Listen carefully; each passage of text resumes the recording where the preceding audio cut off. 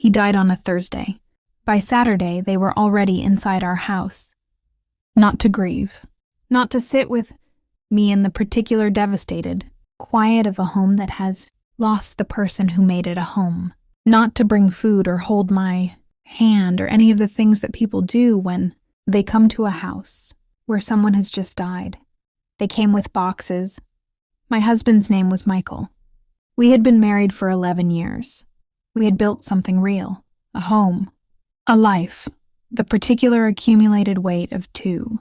People who had chosen each other and kept choosing each other across the ordinary and extraordinary difficulties that 11 years produces.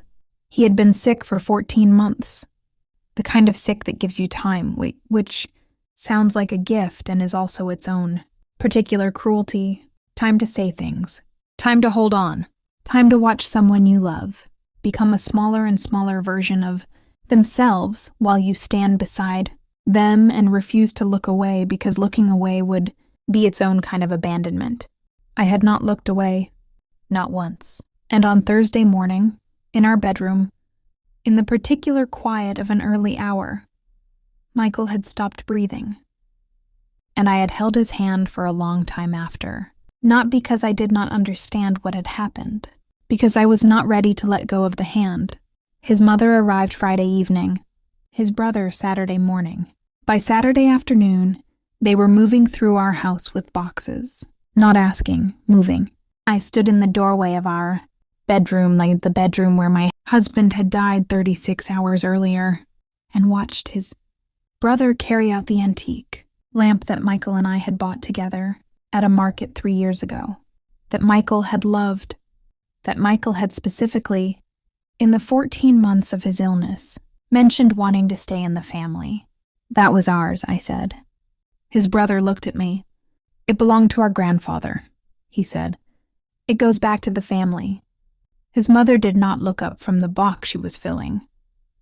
I stood in that doorway and I understood, in the particular way that grief sometimes produces terrible clarity, that what was happening was not grief. It was not even opportunism exactly. It was something that had been planned, not for days, for longer. And I, exhausted, hollowed, 36 hours into the worst loss of my life, had absolutely no idea how long. What I did not know yet was what Michael had known, what he had tried to protect me from, and what he had left me, in a place his family had not thought to look. The boxes kept coming. Over the following week, while I was making funeral arrangements, while I was calling people who needed to be called, while I was doing the particular terrible administrative work of a death, things disappeared from our home. Not everything, not dramatically. In the careful, selective way of people who know exactly what they are taking and have thought about it in advance. The jewelry, not all of it. My own pieces, the ones that were clearly mine, were left. But the pieces that had come from Michael's side of the family, the pieces he had given me, which were in my mind mine, gifts given freely across 11 years of marriage, were gone. The paperwork from his desk, the external hard drive that he had kept in the top drawer. I noticed these absences the way you notice things when you are grieving, slowly, through fog, with a delay between the observation and the understanding of what you are observing. By the time I understood what was happening, a week had passed. I called my sister. She came immediately. That is what she has always done. And I have never taken it for granted. She sat across from me at the kitchen table, and she listened to everything. The boxes, the lamp, the jewelry, the paperwork, the hard drive. When I finished, she said, "Has anyone mentioned the will?" I looked at her. "Michael's attorney called," I said, "for the reading. Next week." "Good," she said. "Don't miss it." The will reading was on a Tuesday. Michael's mother and brother were there. His attorney, a man named Robert Walsh, who had known Michael for 15 years and who had, I would later understand, been protecting something on Michael's behalf for the past 14 months. The will was read. Michael's mother's expression, as it was read, changed in a way I had not seen before. Not dramatically. She was too controlled for dramatic. In the small, specific way of someone receiving information that does not match what they had expected. What Michael had left was clear, precise. Written 14 months ago, shortly after his diagnosis. I would later learn. Before the boxes, before the planning, before whatever conversations had happened in rooms I was not part of, everything came to me. Not because Michael had excluded his family from consideration. There were provisions, carefully made, but the primary beneficiary, the house, the savings, the decisions about what went where and to whom, all of it clearly, undeniably, documented and witnessed and legally unambiguous. Me. His mother stood up before the reading was finished. There must be another version, she said. A more recent one. Robert Walsh looked at her calmly. This is the most recent version, he said. Updated 8 months ago. Witnessed by 2 independent parties. 8 months ago he was not, she started. Mrs. Collins, Walsh said.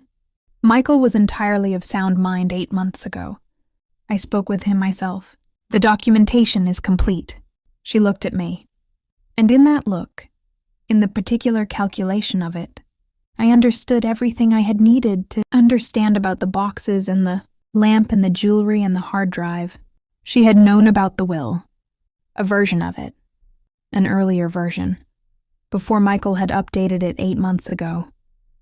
Before whatever he had discovered or decided, or understood about what was going to happen after he was gone. He had updated it, and he had not told her. He had told me. Not in a conversation. Michael was not a man for that kind of direct conversation about difficult things, but in a letter. Sealed. Left with Robert Walsh, with instructions to give it to me after the reading. I read it that evening, alone, at the kitchen table where my sister had sat with me a week earlier. 4 pages, Michael's handwriting, the particular pressure of it. He had always pressed too hard with the pen. He told me everything he had known, about the conversations his family had been having, about the expectations they had built, quietly, over years, about what would happen when he was gone, about the decision he had made 8 months ago to protect me in the only way available to him from a hospital bed. And at the end, in handwriting that was shakier than the rest, written when he was already very sick, I'm sorry I couldn't protect you from the week that comes first. I couldn't stop that, but I could stop what came after. I hope this is enough. I held that letter for a long time.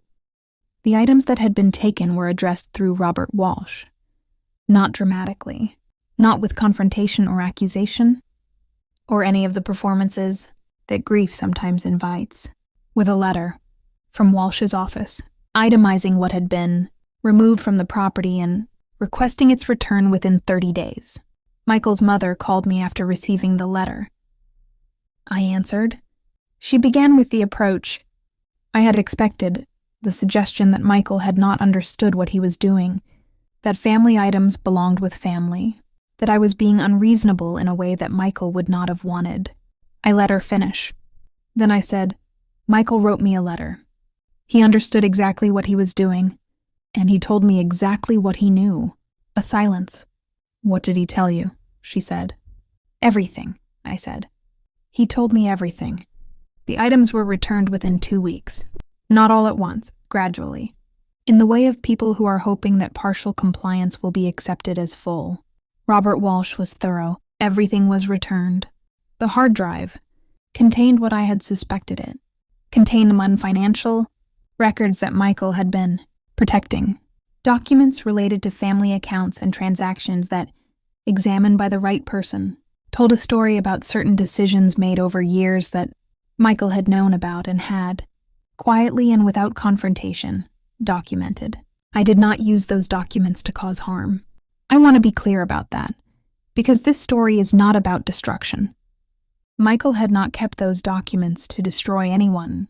He had kept them because he understood that information, when it is accurate and documented, provides a particular kind of protection. The protection worked.